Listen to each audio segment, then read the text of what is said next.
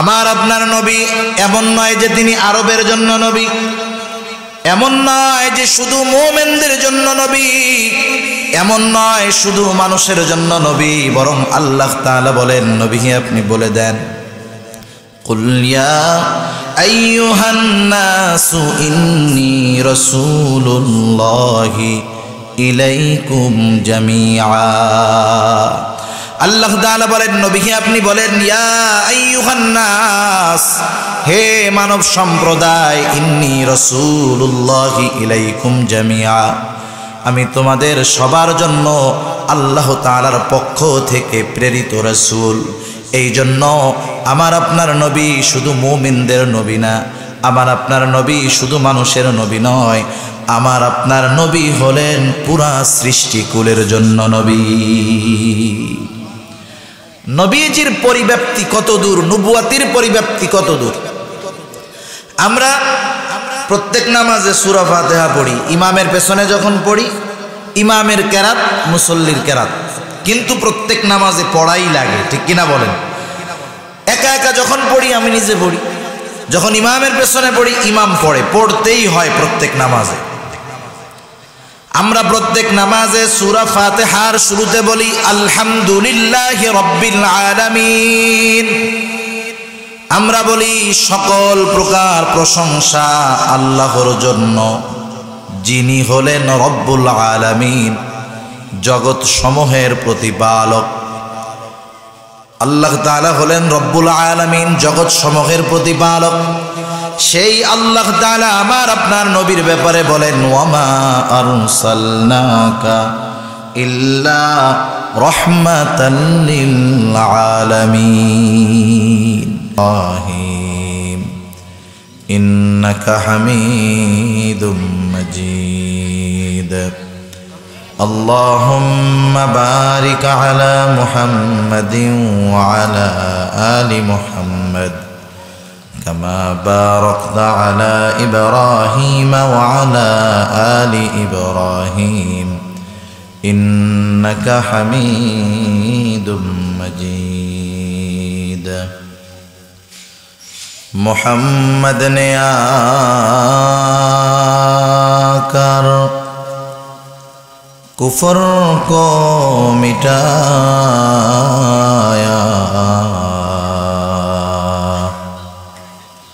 कुफर को मिटा कर सदाकत को बताया। बलगल उला बिकमालिही कशफत दुजा बिजमालिही हसनत जमीउ खिसालिही सल्लु अलैहि व आलिही। ला इलाहा इल्लल्लाह। এই ভাই একটু দিয়ে আসেন।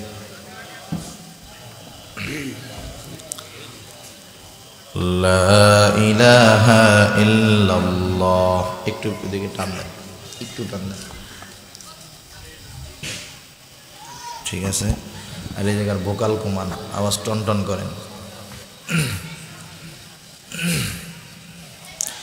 লা ইলাহা ইল্লাল্লাহ, লা ইলাহা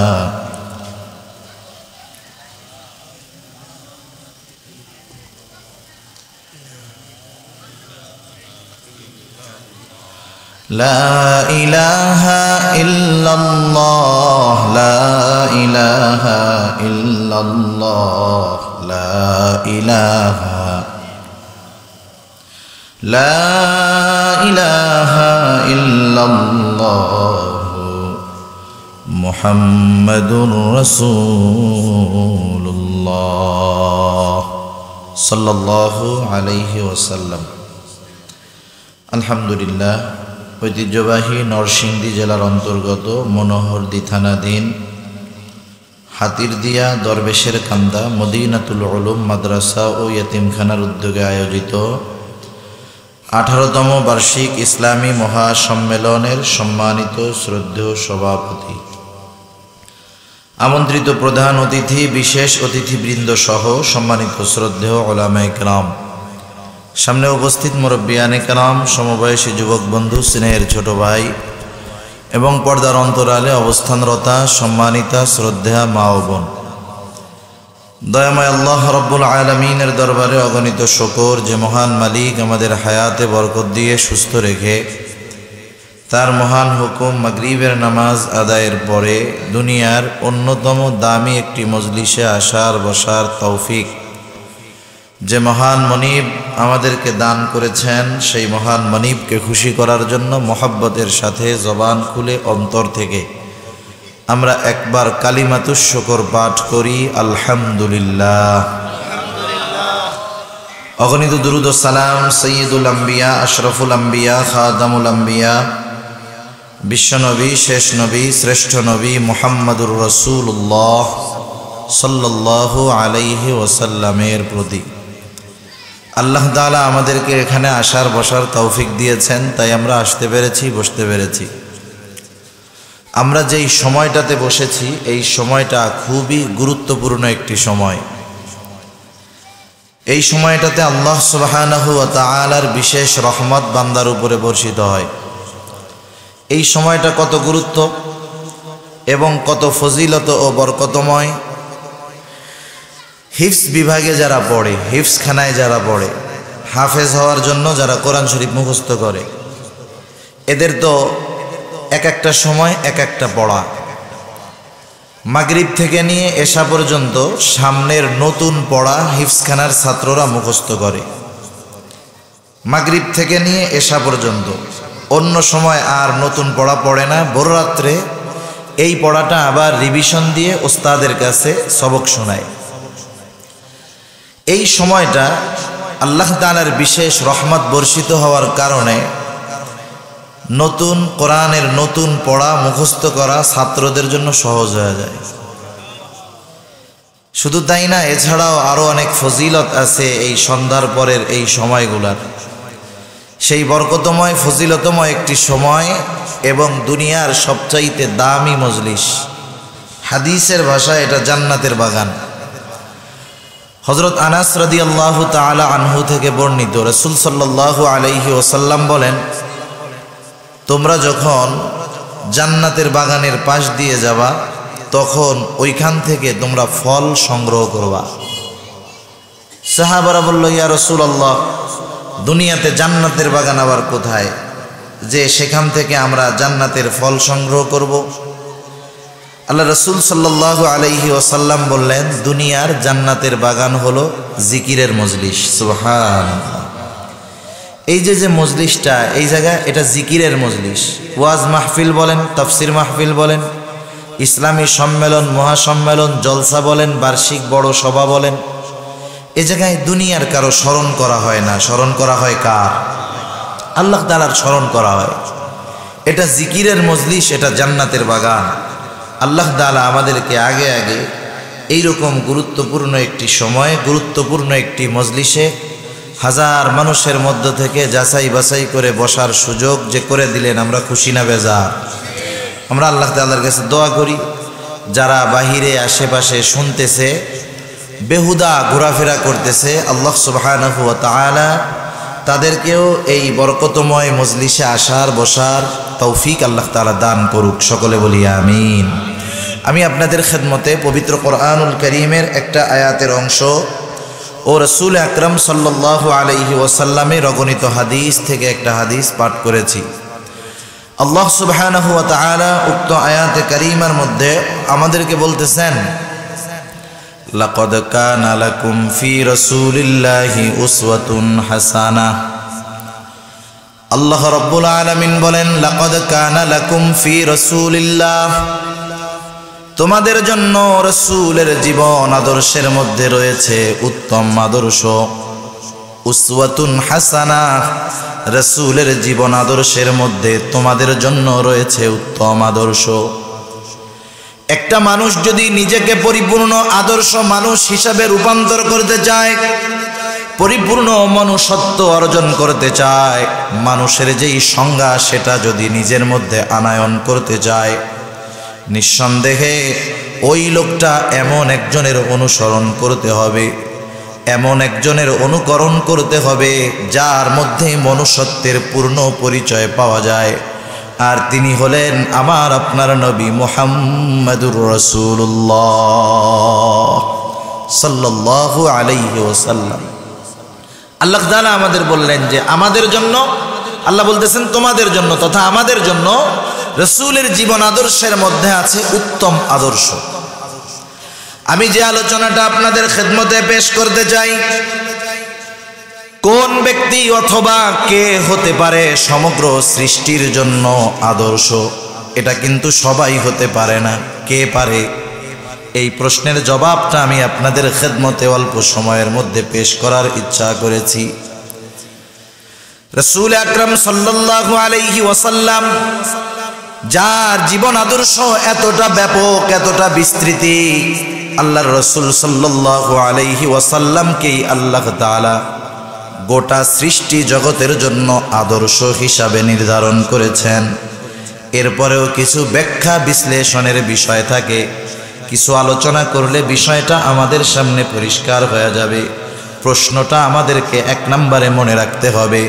প্রশ্নটা হলো, কে হতে পারে সমগ্র সৃষ্টির জন্য আদর্শ? মনে থাকবে তো প্রশ্নটা? এখন এটার জবাব আমরা একটু আলোচনা করব ইনশাআল্লাহ। অনেক মুহাক্কিক আলেম এ ব্যাপারে লিখছেন। ভারতের হায়দ্রাবাদের একজন প্রসিদ্ধ আলেম Allama Khaled Saifullah Rahmani, all India Muslim personal law এইটার প্রতিষ্ঠাতা, ইসলামী ফিক একাডেমি ভারতের প্রতিষ্ঠাতা, উনি লিখছেন যে 3টা বা 4টি বিষয় যার মধ্যে থাকবে সেই লোকটাই হতে পারে সমগ্র সৃষ্টির জন্য আদর্শ। সুবহানাল্লাহ। মানে তাকে একেবারে নির্দ্বিধায় অনুসরণ করা যায়, যাচাই বাছাইয়ের দরকার নাই। যার মধ্যে ওই 4টি গুণ পাওয়া যাবে সে হতে পারে সমগ্র সৃষ্টির জন্য আদর্শ। 1 নাম্বার, সে আল্লাহ তাআলার তরফ থেকে সমগ্র সৃষ্টির জন্য প্রেরিত হবে, নির্দিষ্ট কোনো জাতি গোষ্ঠীর জন্য সে প্রেরিত হতে পারবে না। সমগ্র সৃষ্টির জন্য সে প্রেরিত হতে হবে। আসুন, আমাদের নবীর আগে যত নবী দুনিয়াতে এসেছে তাদের সম্পর্কে আমরা একটু জানা নেই। আল্লাহ তাআলা কোরআনুল কারীমের মধ্যে অনেক নবীদের কথা বর্ণনা করেছেন। প্রায় 25 জন নবীর কথা আল্লাহ তাআলা বর্ণনা করেছেন।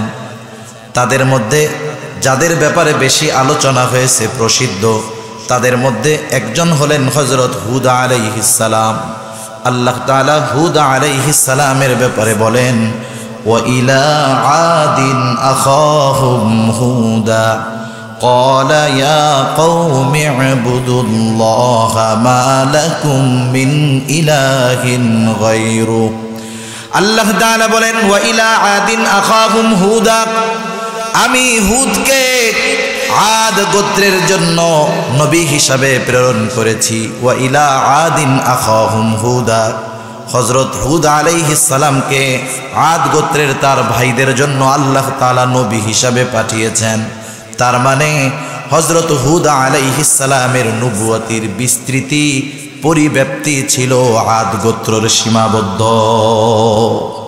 ওটা ওনার নবুয়তির এরিয়া, ওর বাইরে ওনার নবুয়তির দায়িত্ব আল্লাহ তাআলা দেন নাই। যেমন আপনাদের এটা একটা আসন, এই আসনে একজন এমপি সাহেব আছে না, ওনার ক্ষমতা বা ওনার পাওয়ারের একটা পরিধি আছে। এটা নরসিংদীর যেই আসন, সেই আসনের পরিধি ব্যাপী ওনার ক্ষমতা। উনি এই আসনের বাইরে গিয়ে উনি ওনার পাওয়ার প্রদর্শন করতে পারবেন না। আল্লাহ তাআলার একজন নবী হযরত সালেহ আলাইহিস সালামের ব্যাপারে বলেন, ওয়া ইলা সামুদা আখাহুম সালেহা, আমি আল্লাহ তাআলা বলেন আমি সালেহ আলাইহিস সালামকে তার ভাই, আমি সালেহ আলাইহিস সালামকে সামুদ গোত্রের জন্য নবী কইরা পাঠাইছি।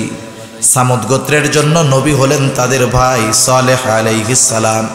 তার মানে হযরত সালেহ আলাইহিস সালামের নবুয়তির পরিব্যাপ্তি হলো ওই গোত্রের মধ্যে সীমাবদ্ধ। আল্লাহ তাআলা এরপরে বলেন মুসা আলাইহিস সালামের শ্বশুর শুআয়ব আলাইহিস সালাম, আল্লাহ তাআলা বলেন ওয়া ইলা মাদিয়ানা আখাহুম শুআইবা, আল্লাহ তাআলা বলেন আমি মাদিয়ানবাসীর জন্য তাদের ভাই শুআইব আলাইহিস সালামকে নবী বানিয়েছি। হযরত হুদ আলাইহিস সালাম আদ গোত্রের নবী, হযরত সালেহ আলাইহিস সালাম সামুদ গোত্রের নবী, হযরত শুআইব আলাইহিস সালাম মাদিয়ানবাসীর জন্য নবী, জলিলুল কদর পয়গম্বর হযরত মূসা আলাইহিস সালাম। আল্লাহ তাআলার সাথে তিনি কথা বলতেন। আল্লাহ তাআলা বলেন ওয়া কাল্লামাল্লাহু মূসা তাকলিমা। আল্লাহ তাআলার সাথে মূসা আলাইহিস সালাম সরাসরি কথা বলতেন। কোরআনে এককভাবে সবচাইতে বেশিবার হযরত মূসা আলাইহিস সালামের নাম এসেছে 160 বারের অধিক, প্রায় 65 বারের মতো। হযরত মূসা আলাইহিস সালামকেও আল্লাহ রাব্বুল আলামিন বনি ইসরাইলের জন্য নবী বানিয়েছেন। শুধু তাই না, ইহুদিদের দাবি মূসা আলাইহিস সালাম হলেন ইহুদিদের নবী। এটা ইহুদিদের দাবি যে মূসা আলাইহিস সালাম তাদের নবী। এরপরে দেখেন হযরত আদম আলাইহিস সালাম, আদি পিতা, আমাদের সবার পিতা আদম আলাইহিস সালাম। কিন্তু আদম আলাইহিস সালাম সবার জন্য নবী না। আমাদের পিতা ঠিক, কিন্তু নবী না। হযরত ইব্রাহিম আলাইহিস সালাম জলিলুল কদর পয়গম্বর, আল্লাহ তাআলা যাকে খলিলুল্লাহ, আল্লাহ তাআলার বন্ধু হিসাবে অভিহিত করেছেন। হযরত ইব্রাহিম আলাইহিস সালাম কিন্তু সমগ্র বিশ্ববাসীর জন্য নবী ছিলেন না, যদিও তিনি মুসলিম মিল্লাতের পিতা। আল্লাহ তাআলা কোরআনুল কারীমের মধ্যে বলেন মিল্লাতা আবিকুম ইব্রাহিম হুয়া সাম্মাকুমুল মুসলিমিন। আমরা যে মুসলমান, আমাদের নাম রাখছে ইব্রাহিম আলাইহিস সালাম, আর তিনি কি মিল্লাতা আবিকুম, আমাদের মিল্লাত তথা মুসলিমদের পিতা হযরত ইব্রাহিম আলাইহিস সালাম। সব মুসলিমদের পিতা, কিন্তু সব মুসলিমদের নবী না। ইব্রাহিম আলাইহিস সালাম নির্দিষ্ট একটা এলাকার জন্য নবী, কারণ উনার নবুয়াতির সময় উনার ভাগ্নে হযরত লূত আলাইহিস সালামও কিন্তু নবী ছিলেন। উনি যদি বিশ্ববাসীর জন্য নবী হতেন, ওনার সময় দুনিয়ার মধ্যে আর কাউকে নবুয়াত দেওয়া হতো না। এরপরে আসেন হযরত ঈসা আলাইহিস সালাম, তিনি বনি ইসরাইলদের নবী, নাসারাদের নবী। খ্রিস্টানদেরও দাবি এইটা যে আমাদের নবী হলো ঈসা আলাইহিস সালাম। তাদের নবুয়াত যেমন নির্দিষ্ট একটা গোত্র, বংশ, এলাকার মধ্যে সীমাবদ্ধ ছিল, তাদের আদর্শ, মতাদর্শ এবং তাদের দাওয়াতি কাজকর্ম ওই নির্দিষ্ট এলাকার মধ্যেই সীমাবদ্ধ থাকত। কিন্তু আমার আপনার নবীর ব্যাপারে আল্লাহ তাআলা কি বলেন? আমার আপনার নবী এমন নয় যে তিনি আরবের জন্য নবী, এমন নয় যে শুধু মুমিনদের জন্য নবী, এমন নয় শুধু মানুষের জন্য নবী, বরং আল্লাহ তাআলা বলেন নবী আপনি বলে দেন কুল ইয়া আইয়ুহান নাসু ইন্নী রাসূলুল্লাহি ইলাইকুম জামিআ। আল্লাহ তাআলা বলেন নবী আপনি বলেন ইয়া আইয়ুহান নাস, হে মানব সম্প্রদায়, ইন্নী রাসূলুল্লাহি ইলাইকুম জামিআ, আমি তোমাদের সবার জন্য আল্লাহ তাআলার পক্ষ থেকে প্রেরিত রাসূল। এই জন্য আমার আপনার নবী শুধু মুমিনদের নবী না, আমার আপনার নবী শুধু মানুষের নবী নয়, আমার আপনার নবী হলেন পুরা সৃষ্টিকুলের জন্য নবী। নবীজির পরিব্যাপ্তি কত দূর, নবুয়াতির পরিব্যাপ্তি কত দূর। আমরা প্রত্যেক নামাজে সূরা ফাতিহা পড়ি, ইমামের পেছনে যখন পড়ি, ইমামের কেরাত, মুসল্লির কেরাত, কিন্তু প্রত্যেক নামাজে পড়াই লাগে, ঠিক কিনা বলেন? একা একা যখন পড়ি আমি নিজে পড়ি, যখন ইমামের পেছনে পড়ি ইমাম পড়ে, পড়তেই হয় প্রত্যেক নামাজে। আমরা প্রত্যেক নামাজে সূরা ফাতিহার শুরুতে বলি আলহামদুলিল্লাহি রাব্বিল আলামিন। আমরা বলি সকল প্রকার প্রশংসা আল্লাহর জন্য, যিনি হলেন রব্বুল আলামিন, জগৎ সমূহের প্রতিপালক। আল্লাহ তাআলা হলেন রব্বুল আলামিন, জগৎ সমূহের প্রতিপালক। সেই আল্লাহ তাআলা আমার আপনার নবীর ব্যাপারে বলেন ওয়ামা আরসালনাকা ইল্লা রহমাতাল লিল আলামিন। আল্লাহ তাআলা হলেন রব্বুল আলামিন। একটু খেয়াল দেন, আল্লাহ তাআলা কি বলেন? রব্বুল আলামিন, জগৎ সমূহের প্রতিপালক। আর আল্লাহ তাআলাই বলতেছেন যে আমার নবী মুহাম্মাদুর রাসূলুল্লাহ সাল্লাল্লাহু আলাইহি ওয়াসাল্লাম হলেন জগৎ সমূহের জন্য রহমত। সুবহানাল্লাহ। আল্লাহ তাআলা হলো রব আর নবী হলেন রহমত। আল্লাহ তাআলা হলেন রব্বুল আলামিন আর নবীজি হলেন রহমাতুল লিল আলামিন। সুবহানাল্লাহ।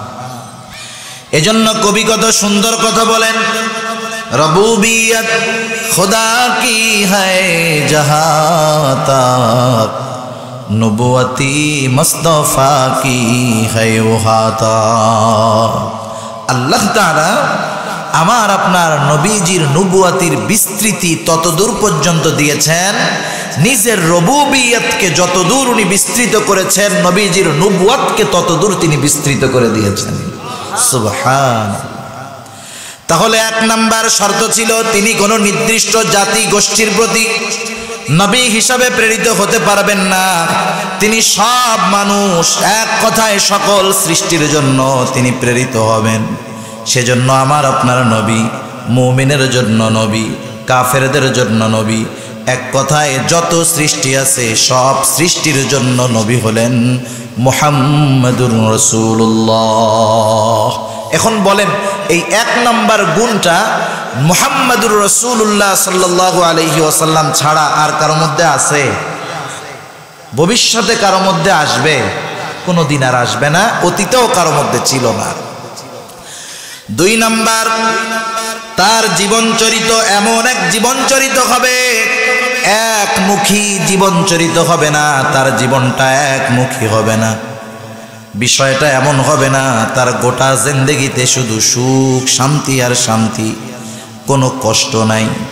আবার এমন হবে না তার গোটা জিন্দেগি ছিল চিন্তা মুক্ত, জীবনে কোনোদিন চিন্তা করা লাগে নাই, এমনটা হবে না।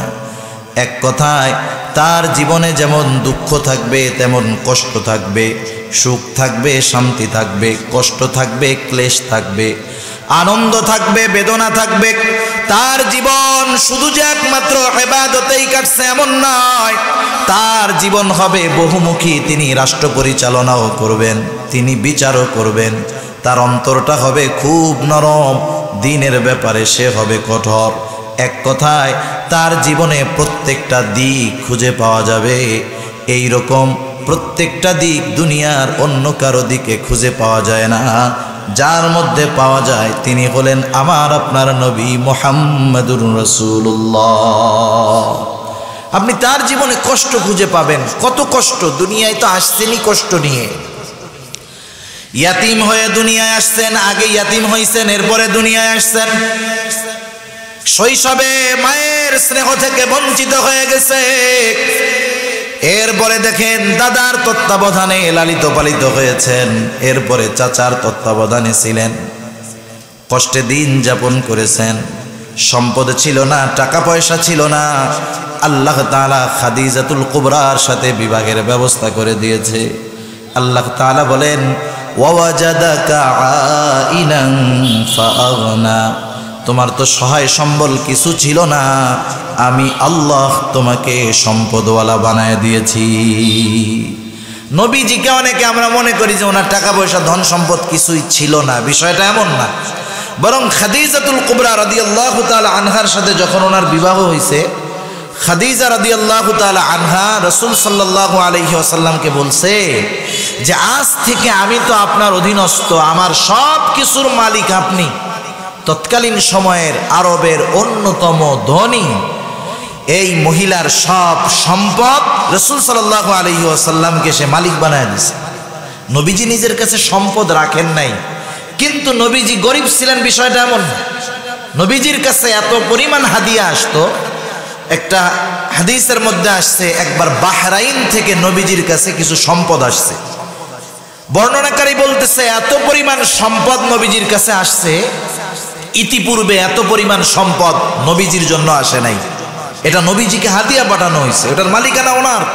নবীজি কি করলেন? নামাজ শেষ করলেন।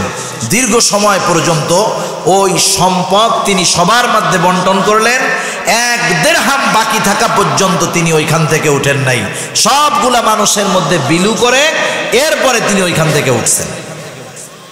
নবীজির সম্পদ ছিল না বিষয়টা এমন নয়, নবীজি সম্পদ গচ্ছিত করেন নাই আমাদের মতো। এজন্য নবীর জীবনে যেমন সম্পদ ছিল, সম্পদ ছাড়াও নবী জীবন অতিবাহিত করেছেন। নবীজি কষ্ট করেছেন, ক্লেশ করেছেন, চিন্তার মধ্যে পতিত হয়েছেন। কত চিন্তায় পতিত তিনি হয়েছেন।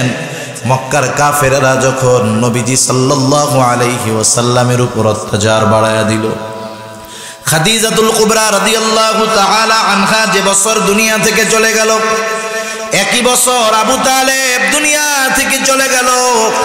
নবীজি সাল্লাল্লাহু আলাইহি ওয়াসাল্লামের উপরে কাফেরদের অত্যাচারের মাত্রা বেড়ে গেল। ঐতিহাসিকগণ ওই বছরটার নাম দিয়ে দিলেন আমুল হুজুন, চিন্তার বছর, পেরেশানির বছর। নবীজির জীবনে চিন্তাও ছিল। আবার তিনি হিজরত করলেন, মদিনায় গেলেন। 13 বছর কত কষ্ট ক্লেশ করেছেন ইসলাম প্রতিষ্ঠার জন্য। আল্লাহ তাআলা এই 10 বছরের জিন্দেগিতে অনেক যুদ্ধে রাসূল আকরাম সাল্লাল্লাহু আলাইহি ওয়াসাল্লামকে বিজয় দান করলেন। দেশ থেকে দেশান্তর ইসলামের সুশীতল ছায়াতলে মানুষ আসতে থাকলো। আবার বিষয়টা এমন নয় যে সব যুদ্ধেই জয়ী হয়েছেন, পরাজয় নাই। আল্লাহ তাআলা উহুদের যুদ্ধে সাময়িক পরাজয় দিয়ে রাসূল আকরাম সাল্লাল্লাহু আলাইহি ওয়াসাল্লামের জীবনকে পূর্ণাঙ্গ এক জীবনে পরিণত করেছে। উহুদের যুদ্ধে এটা সাময়িক পরাজয়। পরাজয় হলেই যে কেউ একেবারে নিঃশেষ হয়ে যায় বিষয়টা এমন নয়, বরং অনেক মানুষ এই ধ্বংসস্তূপের মধ্য থেকে পরবর্তীতে বিজয়ের নিশানা উড্ডয়ন করার শিক্ষা মানুষেরা পেয়ে থাকে। কারণ বদর যুদ্ধে কিছু কিছু সাহাবীর অন্তরের মধ্যে এই চিন্তা আসছিল যে আমরা বদরের যুদ্ধে 313 জন 1000-এর বিপক্ষে জয়ী হয়েছি। তখন আমাদের অস্ত্র শস্ত্র ছিল না, এখন আমাদের অস্ত্র আছে, আমরা লোকবল বেশি, এইবার আমাদের জয় আর কেউ ঠেকাতে পারবে না। আল্লাহ তাআলা বুঝায় দিলেন যে দেখো, লোকবল জনবল অস্ত্রের বলে জয় আসে না যদি আল্লাহ তাআলা এই জয় না দেন। ঠিক কিনা বলেন? এখান থেকে মুসলিমেরা শিক্ষা নিয়েছে। পরবর্তীতে যতগুলো জেহাদে মুসলিমেরা অংশগ্রহণ করেছে প্রত্যেকটার মধ্যে আল্লাহ তাআলার প্রতি পরিপূর্ণ ভরসা রেখে লড়াই করেছে। সেজন্য নবীজির জীবনে আছে পরাজয়, আছে জয়, আছে আনন্দ, আছে কষ্ট, আছে ইনসাফ, আছে ইহসান। নবীজির জীবনে আছে রাষ্ট্র পরিচালনা। নবীজি শুধু তাই না, তার পারিবারিক জিন্দেগির মধ্যে আছে পূর্ণাঙ্গ এক সৌন্দর্য। এক কথায় আমার আপনার নবীজির জীবন একমুখী নয়, বরং বহুমুখী। নবীজি শুধু দেশে বসে থাকছেন বিষয়টা এমন না। আমার আপনার নবীজির বীরত্ব ছিল শ্রেষ্ঠ বীরত্ব। হযরত আনাস রাদিয়াল্লাহু তাআলা আনহু বলেন, হুনাইনের যুদ্ধে যখন মুসলমানেরা প্রথম দিকে পিছু হটে গেল, আমরা চিন্তিত হয়ে গেলাম, ভীত হয়ে গেলাম। নবীজি সাহস দিলেন, আমরা আবার কাফেরদের উপরে ঝাঁপায় পড়লাম। আমরা রাসূলুল্লাহ সাল্লাল্লাহু আলাইহি ওয়াসাল্লামের ব্যাপারে চিন্তিত ছিলাম, কারণ তিনি যখন যুদ্ধের ময়দানে যেতেন তিনি শত্রুর এতটা নিকটে চলে যাইতেন যে এত কাছে যাইতে আমরা কেউ সাহস করতাম না। নবীজির জীবনে আছে বীরত্ব, বীরত্বের সর্বোত্তম উপমা নবীজি আমাদের জন্য রেখে গেছেন। মোট কথায় তার জীবনটা একমুখী নয়, তার জীবনটা বহুমুখী। কারণ যেই লোকটা কষ্টে পড়ে নাই, সারা জীবন আনন্দে থাকছে, সে কষ্টের সময় কি করতে হবে তার সেই অভিজ্ঞতা থাকবে না। এজন্য নবীজিকে আল্লাহ তাআলা সব কিছু দিয়ে এমন এক পরিপূর্ণ আদর্শ আল্লাহ তাআলা নবীজির মধ্যে দিয়েছেন যে একটা মানুষ যদি সুখের সময় নবীজির অনুসরণ করে সে তার সুখের জিন্দেগিতে নবীজির আদর্শ অনুযায়ী চলতে পারবে। একটা মানুষ দুঃখ দুঃখ কষ্টে পতিত হয়েছে, সে যদি ওই সময় নবীজি কিভাবে জীবন অতিবাহিত করেছেন সেটা যদি অনুসরণ করে, তাহলে কষ্টের সময় সে নবীর আদর্শ অনুসরণ করতে পারবে। একটা মানুষ বিচারক হয়েছে, সে বিচার করবে, বিচারের ক্ষেত্রে তার কি করণীয়, যদি নবীজি বিচারক হিসাবে কেমন বিচার করেছেন সেদিকে যদি সে খেয়াল করে, সে একজন আদর্শ বিচারক হতে পারবে। একটা লোক আদর্শ স্বামী হতে চায়, সে যদি নবীজি স্ত্রীদের সাথে কেমন আচরণ করেছেন, স্বামী হিসাবে নবীজি কেমন ছিলেন, সে যদি নবীজির এই জিন্দেগির দিকে খেয়াল করে, সে একজন আদর্শ স্বামী হতে পারবে। ঠিক কিনা বলেন? সেজন্য নবীজির জীবন হলো বহুমুখী এক জীবন। আল্লাহ তাআলা আমার আপনার নবীকে এইটাও দান করেছেন। 3 নাম্বার, তার দ্বারা এমন কিছু জিনিস পূর্ণতা লাভ করবে যা তার পূর্বে পূর্ণতা লাভ করে নাই। শুধু তাই না, এই পূর্ণতার সত্যায়ন এমন কারো থেকে হতে হবে যা অসত্য হওয়া অসম্ভব। কথা বুঝতেছেন? 1 নাম্বার। 3 নাম্বার, যে তার দ্বারা এমন কিছু বিষয় পূর্ণাঙ্গতা লাভ করবে যেগুলা তার পূর্বে পূর্ণাঙ্গতা লাভ করে নাই। এখন ওইটা যে পরিপূর্ণ হয়েছে এর প্রমাণ কি? এর জন্য একজনের সত্যায়ন করতে হবে। নবীজির মাধ্যমে যেই বিষয়গুলা পূর্ণতা লাভ করেছে, ওই বিষয়গুলার সত্যায়ন এমন কেউ করবে যার সত্যায়িত বিষয় মিথ্যা হওয়া অসম্ভব। এখন আসেন, নবীজির মাধ্যমে কোন কোন বিষয় আল্লাহ তাআলা পূর্ণাঙ্গতা প্রদান করেছেন? অনেকগুলা বিষয় আছে, আমরা মূল 3টা বিষয়ের কথা বলবো। 1 নাম্বার, নবীজির দ্বারা আল্লাহ তাআলা দ্বীনকে পরিপূর্ণতা দান করেছেন। আমার আপনার নবীর পূর্বে আল্লাহ তাআলা এমনটা ঘোষণা করেন নাই যে তোমাদেরকে তোমাদের দ্বীন পূর্ণাঙ্গ করা হলো। আল্লাহ রাব্বুল আলামিন আমার আপনার নবীজির মাধ্যমে ইসলামী শরীয়ত তথা ইসলামী জীবন ব্যবস্থার পূর্ণাঙ্গতা দান করেছে। হযরত ওমর রাদিয়াল্লাহু তাআলা আনহুর কাছে একদিন একজন ইহুদি আসছে।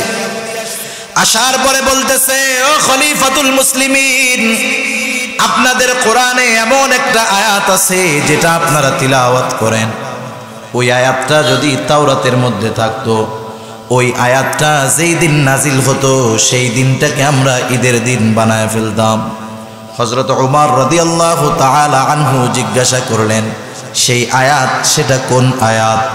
এইবার ইহুদি বলল, সেই আয়াত হলো আল্লাহ তাআলা আরাফার ময়দানে আপনাদের নবীর কাছে ওহিটা নাজিল করেছেন। আল্লাহ তাআলা বলেন, আল ইয়াউমা আকমালতু লাকুম দীনাকুম ওয়া আতমামতু আলাইকুম নি'মাতি ওয়া রাদিতু লাকুমুল ইসলাম দীনা। আল্লাহ তাআলা আপনাদের নবীর উপরে, আপনাদের কোরআনে এই আয়াত আছে, আল্লাহ তাআলা বলেন আজকের এই দিন, আল ইয়াউমা আকমালতু লাকুম দীনাকুম, আমি আজকে তোমাদের জন্য তোমাদের দ্বীনকে পরিপূর্ণ করে দিলাম। শুধু তাই না, ওয়া আতমামতু আলাইকুম নি'মাতি, এবং তোমাদের উপর আমার নেয়ামতকে পূর্ণ করে দিলাম। একটু খেয়াল করেন, নবীজির মাধ্যমে দ্বীনের পরিপূর্ণতা আসছে, সাথে সাথে নেয়ামতের পরিপূর্ণতা আসছে। কারণ দ্বীন হলো সবচেয়ে বড় নেয়ামত। ইসলামী যেই জীবন বিধান আল্লাহ তাআলা আমাদেরকে দিয়েছেন, এটা আমাদের জন্য সবচেয়ে বড় এক নেয়ামত। ওই দ্বীন যখন পূর্ণাঙ্গতা লাভ করেছে, আল্লাহ তাআলার পক্ষ থেকে নেয়ামত সমূহ পরিপূর্ণতা লাভ করেছে।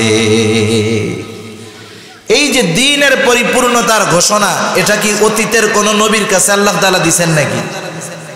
নেয়ামতকে আল্লাহ তাআলা আমাদের জন্য পরিপূর্ণ করেছেন।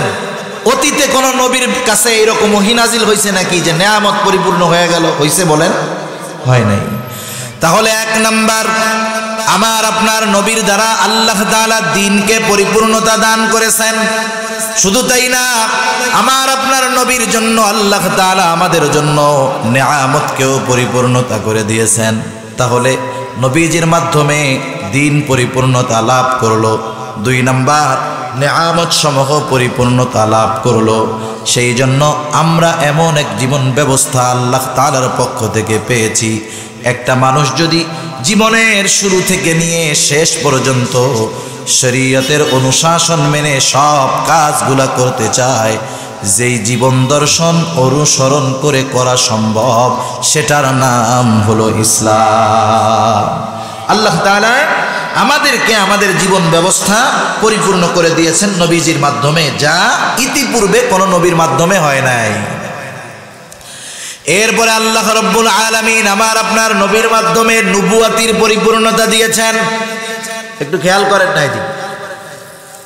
এমনিই তো আপনারা লোকজন কম, আরো যদি এই কয়জন এইদিকে ওইদিকে তাকান তাহলে তো ভালো হইল না। আল্লাহ তাআলা নবীজির মাধ্যমে নবুয়তকে পূর্ণতা দান করেছেন। আল্লাহ রাব্বুল আলামিন জানিয়ে দিয়েছেন, মা কানা মুহাম্মাদুন আবা আহাদিম মির রিজালিকুম ওয়ালাকিন রাসূলুল্লাহ ওয়া খাতামান নাবিয়্যিন। আল্লাহ তাআলা বলেন, মা কানা মুহাম্মাদুন আবা আহাদিম মির রিজালিকুম, মুহাম্মদ সাল্লাল্লাহু আলাইহি ওয়াসাল্লাম তোমাদের কোনো পুরুষের পিতা নন। মা কানা মুহাম্মাদুন আবা আহাদিম মির রিজালিকুম, মুহাম্মদ সাল্লাল্লাহু আলাইহি ওয়াসাল্লাম তোমাদের কোনো পুরুষের পিতা নন। তাহলে তিনি কে?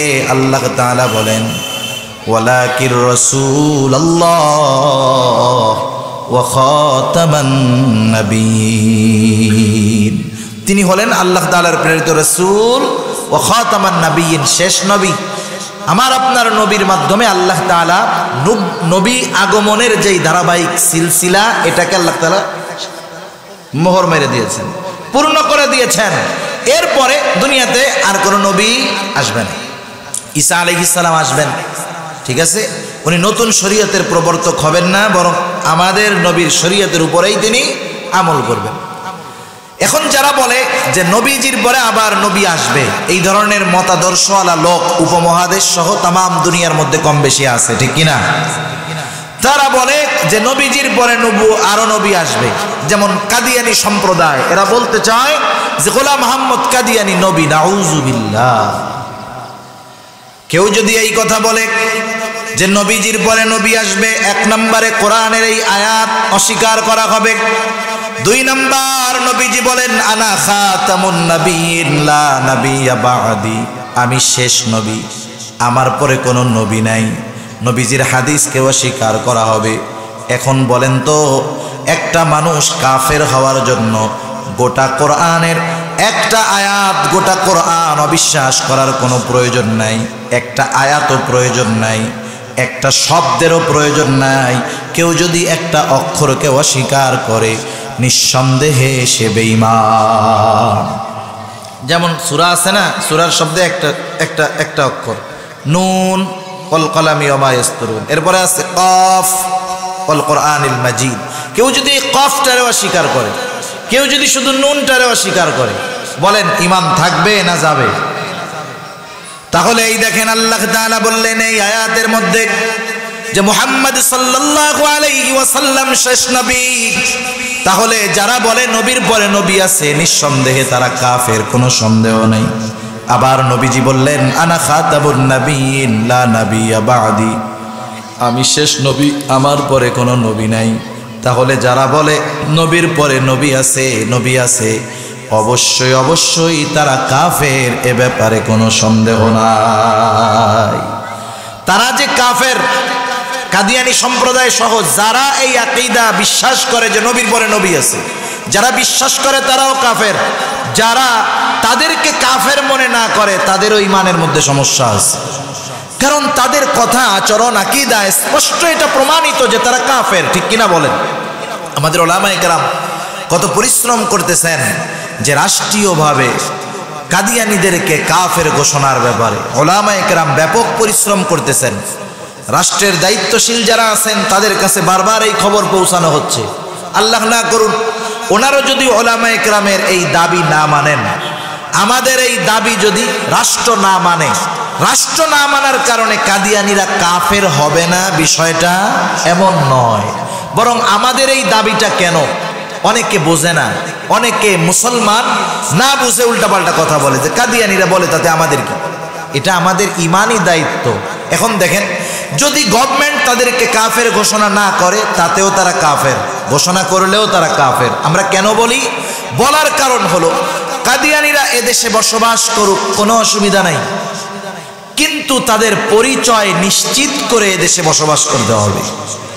যখন রাষ্ট্রীয়ভাবে ঘোষণা আসবে তারা কাফের, তাদের পরিচয় নিশ্চিত হয়ে যাবে তারা কাফের।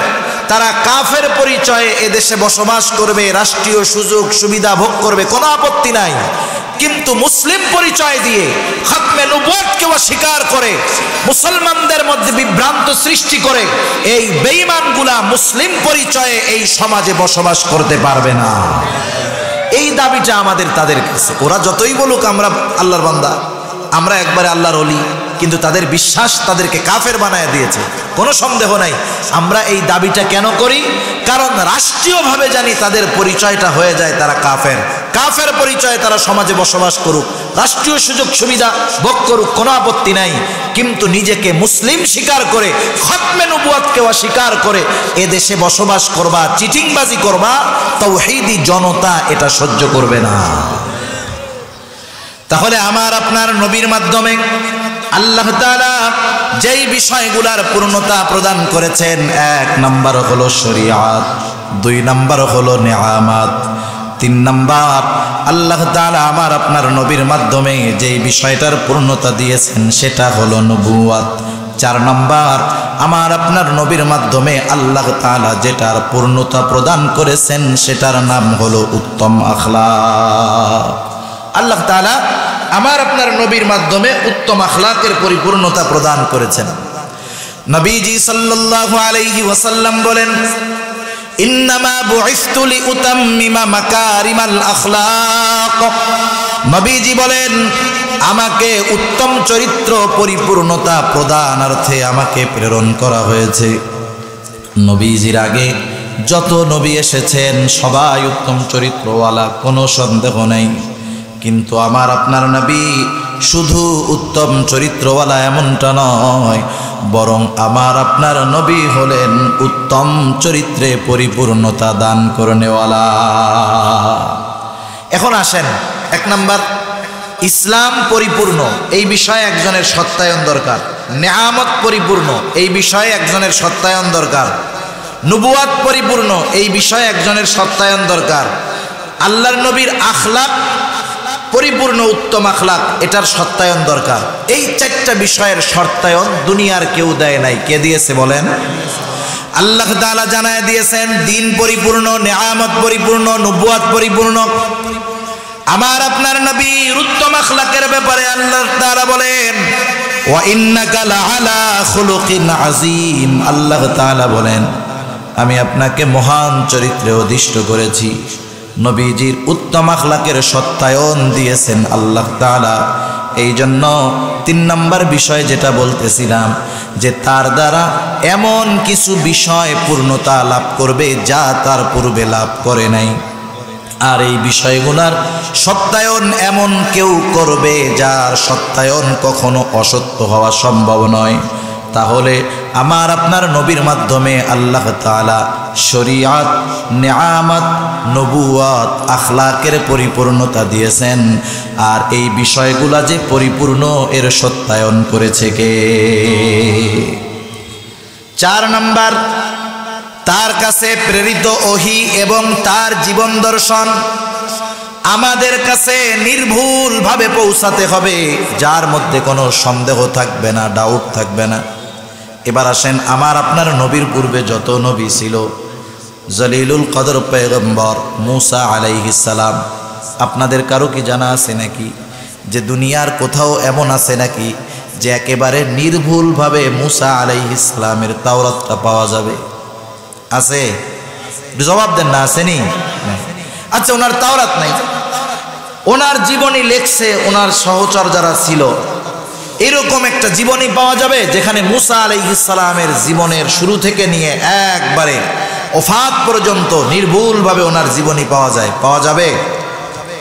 ইব্রাহিম আলাইহিস সালামের পাওয়া যাবে, ঈসা আলাইহিস সালামের পাওয়া যাবে, ইনজিল একেবারে ঈসা আলাইহিস সালামের কাছে যেটা নাজিল হয়েছিল পাওয়া যাবে না, ওনার জীবনী পাওয়া যাবে না। দাউদ আলাইহিস সালামের জবুর পাওয়া যাবে না, তার জীবনী নির্ভুলভাবে পাওয়া যাবে না। সুলাইমান আলাইহিস সালাম সারা দুনিয়ার বাদশাহী আল্লাহ তাআলা দান করেছে, তার জীবনীটাও নির্ভুলভাবে পাওয়া যাবে না। ইব্রাহিম আলাইহিস সালামের কাছে আল্লাহ তাআলা সহিফা নাজিল করেছেন, তাও পাওয়া যাবে না। তাহলে তামাম দুনিয়ার মধ্যে মাত্র একজন ব্যক্তির কাছে প্রেরিত ওহী এবং তার জীবন দর্শন নির্ভুলভাবে দুনিয়ার মধ্যে পাওয়া যায়, তিনি হলেন মুহাম্মাদুর রাসূলুল্লাহ। ঈসা আলাইহিস সালাম দুনিয়া থেকে যাওয়ার মানে দুনিয়া থেকে আসমানে উঠায় নেওয়া যাওয়ার 100 বছরও লাগে নাই, একবারে ইঞ্জিল খতম হয়ে গেছে, সব উল্টাপাল্টা বানায় ফেলছে। কিন্তু আজ থেকে 1500 বছর পার হয়ে গেছে, কোরআনের একটা নুক্তা পর্যন্ত পরিবর্তন হয় নাই। সুবহান আল্লাহ তাআলা নিজে এটা হেফাজতের জিম্মাদারি নিয়েছেন। শুধু তাই না, কাগজে কলমে এটা যে হেফাজত আল্লাহ তাআলা করেন, বিষয়টা এমন নয়, বরং আল্লাহ তাআলা দুনিয়ার মধ্যে কোটি কোটি মানুষের অন্তরকে কোরআন হেফাজতের জায়গা লৌহে মাহফুজ আল্লাহ বানায় দিয়েছে। সুবহানাল্লাহ কইবেন না? তাহলে দেখেন আল্লাহ তাআলা কোরআনের হেফাজতটা কিভাবে করছে। এরপরে সাহাবায়ে কেরাম যখন কোরআন সংরক্ষণ করছে, বিভিন্ন জনের কাছে বিভিন্ন কপি ছিল, বিভিন্ন জায়গায় লেখা ছিল। হযরত আবু বকর, ওমর রাদিয়াল্লাহু তাআলা আনহুমার সময় থেকে নিয়ে সবগুলার এক জায়গা করা হয়েছে, কিন্তু পাণ্ডুলিপি আকারে তখনও করা হয় নাই। হযরত ওসমান রাদিয়াল্লাহু তাআলা আনহুর সময় সবগুলাকে একত্রিত করে একটা ভলিউমে পরিণত করে সুন্দরভাবে অন্যান্য যত নুসখা ছিল সবগুলাকে বাদ দিয়ে এক তরতিবে তামাম দুনিয়ার মধ্যে এই কোরআনুল কারীমের যেই সংরক্ষণের ব্যবস্থা হযরত ওসমান রাদিয়াল্লাহু তাআলা আনহুর মাধ্যমে হয়েছে, ওইখান থেকে নিয়ে আজ পর্যন্ত ওই অবস্থায় আছে, কিয়ামত পর্যন্ত থাকবে ইনশাআল্লাহ। ঠিক কিনা বলেন? তাহলে আল্লাহ তাআলা যেই ওহী নাজিল করেছেন, ওহী সহ ওহীর প্রত্যাদেশগুলা একেবারে নির্ভুলভাবে কোরআনের মাধ্যমে আমরা পেয়ে গেছি। এবার আসেন রাসূল সাল্লাল্লাহু আলাইহি ওয়াসাল্লামের সিরাত, জীবনী, জীবন আদর্শ আমরা কেমনে পাইলাম। এটা গাও গল্প দিয়া কেউ আমাদেরকে শোনায় নাই। মুহাদ্দিসিনে কেরাম জীবনের সর্বোচ্চ প্রচেষ্টা দিয়ে রাসূল সাল্লাল্লাহু আলাইহি ওয়াসাল্লামের বাণীগুলাকে, তার জীবনীকে এমনভাবে নিখুঁতভাবে যাচাই বাছাই করে আমাদের জন্য সংরক্ষণ করেছেন, যার মধ্য থেকে ভুল বের করা গড়ে অসম্ভব। কেমন আমানতদারিতার সাথে মুহাদ্দিসিনে কেরাম এগুলা সংরক্ষণ করছেন, আজীব এক বিষয়। প্রত্যেকটা মুহাদ্দিস মূলত আহলে হাদিস যারা আর কি, আমাদের দেশে তো এখন আহলে হাদিস যে ওই সূরা ফাতিহা শুদ্ধ মতো পড়তে পারেন, এরা এখন আহলে হাদিস। মূলত আহলে হাদিস হলো তারা, মুহাদ্দিসিনে কেরাম তারাই ছিল মূলত আহলে হাদিস। তারা কি করছে আমাদের জন্য দেখেন, হাদিস সংরক্ষণ করতে গিয়ে তার জীবনে কোনো ধরনের কোনো অপবাদও জানি না আসে। অপবাদ হলো যেটা তার মধ্যে যেই খারাপ গুণটা নাই, কিন্তু তার ব্যাপারে সেই খারাপটা বলা। সে ভালো মানুষ, কিন্তু তাকে যদি কেউ খারাপ না বলতে পারে, তার দিকে যেন কেউ সন্দেহের তীর না দিতে পারে, এই বিষয়গুলো থেকেও তারা নিজেদেরকে হেফাজত করছে। ইমাম বুখারী রহমাতুল্লাহি আলাইহি উনি একদিন নদী পথে সফরে বেরোইছেন, নদীর মধ্যে নৌকা, ওর মধ্যে উনি সফর করতেছেন, লম্বা সফর। সফরে যাওয়ার সময় অনেক সময় বাসের মধ্যে, গাড়ির মধ্যে অনেক অপরিচিত মানুষের সাথে কথাবার্তা হয়, খাতির জমা যায়, হয় কি হয় না? মনে করেন চিনি না জানি না, পাশের সিটে বসছে, কথা বলতে বলতে খাতির হয়ে গেছে, পরিচয় হয়ে গেছে। ওনারও একজনের সাথে পরিচয় হয়ে গেছে। পরিচয়ের এক পর্যায়ে ওই বেটা তো সিটার, ও খুঁটা খুঁটা ওনার কাছ থেকে বের করছে কি আছে। উনি বলল, ইমাম বুখারী বলতেছে যে আমার কাছে একটা স্বর্ণের মুদ্রার একটা ব্যাগ আছে, 1000 স্বর্ণ মুদ্রা আমার কাছে আছে। যাক, শুনে টুনে রাত্রে ঘুমাইতে গেছে। পরের দিন সকাল বেলায় ওই চিটিংটা উইঠা চিৎকার শুরু করছে, হায় হায়, আমার 1000 মুদ্রার একটা স্বর্ণের থলি চুরি হয়ে গেছে, চুরি হয়ে গেছে। নৌকা তো পাড়ে ভিড়ে নাই, তার মানে চোর এবং চুরির মাল এই নৌকার মধ্যেই আছে, তল্লাশি লাগাও। এইবার সবাইকে তল্লাশি করা শুরু হবে। ইমাম বুখারী রহমাতুল্লাহি আলাইহি বুঝতে পারছে লোকটা বড় সিটিংবাজ। উনি আস্তে করে নৌকার থেকে 1000 স্বর্ণ সহ ওনার সেই থলে দরিয়ার মধ্যে তিনি ফালায় দিলেন। সবাইকে খোঁজা হলো, তল্লাশি করা হলো, পাওয়া যায় নাই। এইবার ঘাট থেকে নৌকা যখন ঘাটে ভিড়ছে নামছে, এইবার ওই লোকটা বলতেছে, হুজুর আপনার সেই স্বর্ণের থৈলাটা কোথায়? আপনার সেই স্বর্ণের থলেটা কোথায় গেল? এবার বলতেছে, শোনো, আমি বুঝতে পেরেছি তুমি যে এই কাজটা করছো। তুমি যখন এই কথাটা বলছো, যদিও আমি চোর নয়, সম্পদের মালিক আমি, হয়তো মানুষকে বিশ্বাসও করাতে পারবো যে সম্পদগুলা আমার, কিন্তু এরপরেও তুমি যখন এই কথাটা বলছো, আমি সেটাকে সমুদ্রের মধ্যে ফালায় দিয়েছি।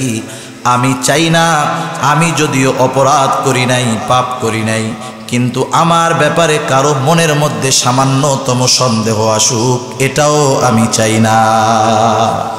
একটু চিন্তা করে দেখেন তারা তাদের জীবনকে কিভাবে পরিশুদ্ধ রাখছে। সুবহানাল্লাহ। আর এক ব্যক্তি গেছে একজনের কাছ থেকে হাদিস শুনতে, লম্বা সফর। ওই লোকটার কাছে একটা হাদিস আছে নবীজির, অনেক লম্বা সফর, 1 মাসের পথ। 1 মাসের পথ পাড়ি দিয়ে লোকটার কাছে গেছে। বাড়িতে গিয়ে জিজ্ঞাসা করতেছে, লোকটা কই? বলে উনি তো ওনার উটকে খাবার খাওয়াইতে গেছে।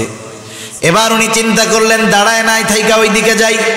হেঁটে হেঁটে যখন তিনি সামনে গেলেন, যার কাছ থেকে হাদিস বর্ণনা করবেন, দেখতে পাইলেন তিনি খালি একটা ধামা নিয়া, ওনার উটটা ছুটে গেছে খালি একটা খাবারের পাত্র নিয়া, উটের দিকে ইশারা দিতেছে। তার মানে উটকে বোঝাইতেছে, আসো তোমার জন্য ওই জায়গায় খাবার আছে। বিড়াল আছে না বাড়ি, দেখবেন বিড়ালটা যদি একটু ডাক দেওয়া হয়, কইরা কি করে, আস্তে লেস্টারে নরম বানায়া, মানে মুড়ি দেওয়া যায়, তখন আর কি চিন্তা করে আমারে কিছু খাইতে দিবে, ও সুন্দর মতো আসে, চইলা আসে। এরকম বিভিন্ন পদ্ধতিতে পশু পাখিরা আমরা কাছে টানার চেষ্টা করি। উনি এই পদ্ধতিটা অবলম্বন করছে। উট ছুটে গেছে, দৌড়াইয়া ধরা কষ্ট, এই পদ্ধতি অবলম্বন করলে উট আসবে, ওরে দৌড়ে বাইরে রাখা যাবে। এবার উনি এই দৃশ্যটা খেয়াল করলেন যে উনি খাবারের পাত্রে বাড়ি দিচ্ছে, খালি পাত্র, আর উট এবার সামনের দিকে চলে আসলো। এবার উনি চিন্তা করতেছে, এই লোকটার কাছ থেকে আমি হাদিস শুনতে আসলাম, যেই লোকটা একটা অবলা প্রাণীকে ধোঁকা দিতে পারে, সে যে আমাকে ধোঁকা দিবে না, বিশ্বাস করা যায় না। এইবার আবার তিনি 1 মাসের পথ ফিরে আসলেন। শুধু এতটুকু ত্রুটি দেখার কারণে তার থেকে তিনি হাদিস গ্রহণ করেন না। যারা হাদিস সংরক্ষণ করেছেন আমাদের জন্য, কিতাবের মধ্যে লিপিবদ্ধ করেছেন, এরা এদের নিজের জীবনের ব্যাপারে এতটা সতর্কতা অবলম্বন করছেন, আবার যার থেকে হাদিস শুনছেন তার ব্যক্তিগত জীবন আগে জানছেন যে লোকটা কেমন, মিথ্যা কথা বলে কিনা, তার ব্রেনে জেহেন জাকাওয়াত কমতি আছে কিনা, উল্টাপাল্টা করে কিনা, ওই ব্যক্তির ব্যক্তিত্ব, তার সব কিছু জানার পরে তার কাছ থেকে হাদিস শুনছেন, আর ওইগুলা আমাদের জন্য সংরক্ষণ করছেন। ওইগুলাই আমরা পড়ি আর নবীজির সম্পর্কে জানি। আমরা ওগুলা পড়ে জানি নবীজির চুল কেমন ছিল, নবীজির চোখ কেমন ছিল, নাক কেমন ছিল, পা কেমন ছিল, নবীজি কেমনে চলতেন, নবীজি পরিবারের সাথে কেমন আচরণ করতেন, সাহাবাদের সাথে কেমন ব্যবহার করতেন। এক কথায় রাসূল সাল্লাল্লাহু আলাইহি ওয়াসাল্লামের গোটা জীবন আমাদের কাছে নির্ভুলভাবে পৌঁছায় আছে, যা অন্য কোনো ব্যক্তির ক্ষেত্রে সংরক্ষিত হয় নাই। তাহলে আসেন আলোচনা শেষ। সমগ্র সৃষ্টির জন্য সেই ব্যক্তি আদর্শ হতে পারে যার মধ্যে 4টা জিনিস পাওয়া যাবে। কয়টা জিনিস? আর একটু জোরে বলেন না, কয়টা জিনিস? 1 নাম্বার, তিনি প্রেরিত হবেন সকল সৃষ্টির জন্য, নির্দিষ্ট কোনো জাতি গোষ্ঠীর জন্য তিনি প্রেরিত হবেন না। এই গুণ আমার আপনার নবীর মধ্যে আছে না নাই? এরপরে দ্বিতীয়, তার জীবন হবে বহুমুখী। এক কথায় তার জীবনে সব কিছু পাওয়া যাবে। বলেন আমার আপনার নবীর জীবনী একমুখী না বহুমুখী? তাহলে দ্বিতীয়টাও আমার আপনার নবীর মধ্যে পাওয়া গেল। তৃতীয়টা হলো তার মাধ্যমে এমন কিছু জিনিসের পূর্ণাঙ্গতা লাভ করবে যা ইতিপূর্বে তার পূর্বে পূর্ণতা পায় নাই। শুধু তাই না, তার দ্বারা যেই বিষয়গুলা পূর্ণতা লাভ করেছে তার সত্যায়ন এমন কেউ করবে যার সত্যায়ন কখনো মিথ্যা হতে পারে না। তাহলে আমার আপনার নবীর দ্বারা প্রধান 4টি বিষয়ের পূর্ণতা আল্লাহ তাআলা দিয়েছেন। 1 নাম্বার শরীয়ত, 2 নাম্বার নেয়ামত, 3 নাম্বার নবুয়ত, 4 নাম্বার উত্তম আখলাক। এবং এই চারটি বিষয় যে পূর্ণ এই সত্যায়ন করেছে কে? তাহলে তৃতীয়টাও পাওয়া গেল আমার আপনার নবীর মধ্যে। 4 নাম্বার, তার কাছে প্রেরিত ওহী এবং তার জীবন আদর্শ নির্ভুলভাবে আমাদের কাছে পৌঁছাতে হবে। এটাও আমাদের নবীজির মধ্যে আছে না নাই? যেহেতু এই 4 জিনিস আমার আপনার নবীর মধ্যে পূর্ণাঙ্গ রূপে আছে, এই জন্য আল্লাহ তাআলাও জানায় দিলেন, লাকাদ কানা লাকুম ফি রাসূলিল্লাহি উসওয়াতুন হাসানাহ। আল্লাহ তাআলা বলেন, রাসূলের জীবন আদর্শের মধ্যে তোমাদের জন্য রয়েছে উত্তম আদর্শ। শুধু তাই না, নবীজিও নিজে বলতেছেন, ইন্নামা বুইসতু লিউতাম্মিমা মাকারিমাল আখলাক, যে আমাকে উত্তম চরিত্রে পরিপূর্ণতা, উত্তম চরিত্র পরিপূর্ণতা প্রদানার্থে প্রেরণ করা হয়েছে। যেই হোক, এই যে প্রশ্ন, এই উত্তর আমরা জানলাম যে আমার আপনার নবী সমগ্র সৃষ্টির জন্য আদর্শ। আল্লাহ তাআলা আমাদের প্রত্যেককে সেই নবীর আদর্শের পরিপূর্ণ অনুসরণ করার তৌফিক আল্লাহ তাআলা দান করুক। সকলে বলি আমিন। ওয়া আখিরু দাওয়ানা আলহামদুলিল্লাহি রাব্বিল আলামিন।